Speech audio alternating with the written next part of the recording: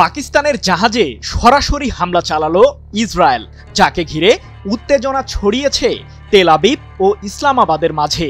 এবার কি তাহলে নেতানিয়াহুকে মুখোমুখি হতে হবে সৌদি আরব ও পাকিস্তানের? কারণ সাম্প্রতিক প্রতিরক্ষা চুক্তির আওতায় পাকিস্তান কিংবা সৌদি আরবে বহিঃশত্রুর আক্রমণ হলে সেটিকে যৌথভাবে মোকাবিলা করার প্রতিশ্রুতি দেয় রিয়াদ ও ইসলামাবাদ। দুই ফ্রন্টকে মোকাবিলায় কি করবে ইসরায়েল?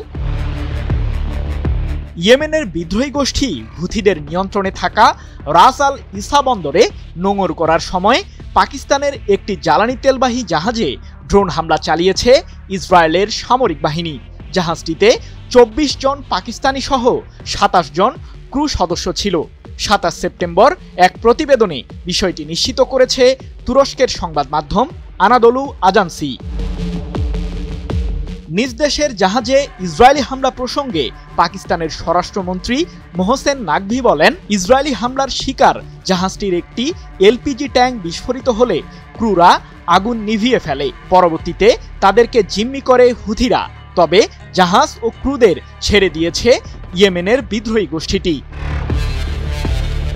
এদিকে গত ৯ সেপ্টেম্বর কাতারের রাজধানী দোহায় বিমান হামলা চালায় ইসরায়েল। ওই ঘটনার পর আঞ্চলিক নিরাপত্তার স্বার্থে পাকিস্তানের সাথে একটি প্রতিরক্ষা চুক্তি সই করে সৌদি আরব, যার মাধ্যমে দুই দেশের অভ্যন্তরে বহিঃশত্রুর আক্রমণ হলে একযোগে সংঘাত মোকাবিলা করার সম্মতি দেয় ইসলামাবাদ ও রিয়াদ।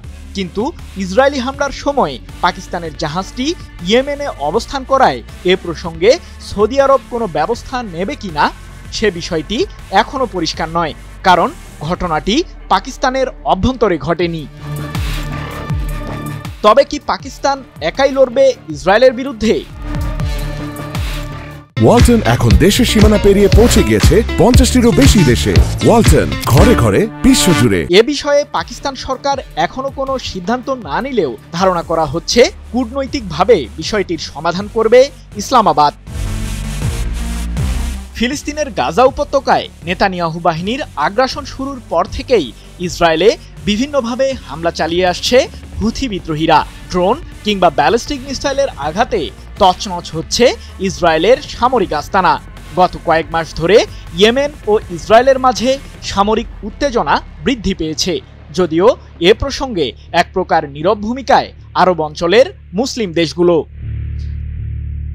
সৃজন মাহমুদ, নিউজ 24।